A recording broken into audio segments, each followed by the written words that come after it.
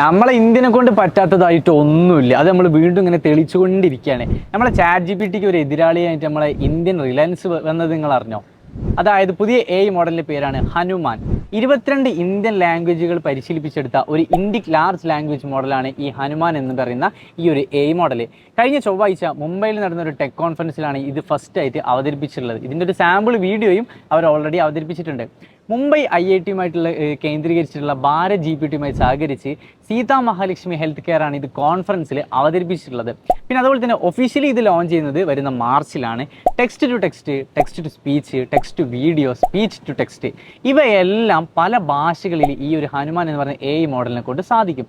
ഇതെങ്ങാനും success ആയി കഴിഞ്ഞാൽ അത് ഇന്ത്യക്ക് ഒരു വൻ വിജയം തന്നെ ആവും. കാരണം എന്താണെന്ന് വെച്ചാൽ ചാറ്റ് ജിപിടിക്ക് ഒരു എതിരാളി നമ്മളെ ഇന്ത്യനിൽ വരികയാണ്. അതായത് നമ്മുടെ റിലയൻസ് ആണ് ഈ ഒരു സംഭവം കൊണ്ടുവരാൻ വേണ്ടി പോകുന്നത്.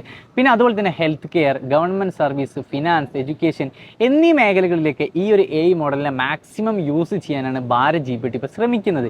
പിന്നെ മറ്റൊരു കാര്യം എന്താണെന്ന് വെച്ച് കഴിഞ്ഞാൽ ഇപ്പം ഈ ഒരു AI മോഡൽ വന്നു കഴിഞ്ഞാൽ നമ്മുടെ ചാറ്റ് GPT ഉണ്ടല്ലോ, ഈ ചാറ്റ് GPT ഇപ്പോൾ ആളുകൾ എങ്ങനെയാണോ ഉപയോഗിക്കുന്നത് അതുപോലെ അല്ലെങ്കിൽ അതിലും മികച്ചതായിട്ട് ചിലപ്പോൾ മേ ബി നമുക്ക് ഫ്യൂച്ചറിൽ ഇതിനെ ഉപയോഗിക്കാൻ വേണ്ടി പറ്റും. പിന്നെ മറ്റൊരു കാര്യം എന്ന് വെച്ചാൽ റിലയൻസ് ഇത് കുറച്ച് കഴിഞ്ഞാൽ കസ്റ്റമൈസ്ഡ് ചെയ്തിട്ട് ഇറക്കും. അതായത് ഈ ഒരു സർവീസ് ഉണ്ടല്ലോ, ഇത് ഓരോരുത്തരുടെ വ്യക്തിപരമായ താല്പര്യം അനുസരിച്ച് അവർക്ക് എന്തെങ്കിലും ടെക്നോളജി ആഡ് ചെയ്യണമെങ്കിൽ അങ്ങനെയൊക്കെ ആഡ് ചെയ്തിട്ട് കസ്റ്റമൈസ്ഡ് ആയിട്ടുള്ള ഒരു AI മോഡലിന് നമുക്ക് ഫ്യൂച്ചറിൽ നമുക്ക് എന്താ പറയുക എക്സ്പെക്റ്റ് ചെയ്യാമെന്നാണ് റിലയൻസ് നമുക്ക് തന്നിട്ടുള്ള വിവരം എന്ന് പറയുന്നത്. അതാണ് ഞാൻ ആദ്യം പറഞ്ഞത്. നമ്മളെ ഇന്ത്യ എന്ന് പറയുന്നത് ചില്ലറക്കാർ വാഴുന്ന ഒരു രാജ്യമല്ല. നമ്മളെ പോലത്തെ ഒരുപാട് ടെക്നോളജി പരമായിട്ടും പിന്നെ എല്ലാ തരത്തിലും വളരെ മികച്ച ആളുകളൊക്കെ വാഴുന്ന ഒരു രാജ്യമാണ് നമ്മളെ ഇന്ത്യ എന്ന് പറയുന്നത്. പിന്നെ ഇതേപോലെ ഒരുപാട് ഇൻഫോർമേറ്റീവ് വീഡിയോസ് നിങ്ങൾക്ക് അറിയാൻ വേണ്ടിയിട്ട് just subscribe our channel Kenmi digital academy.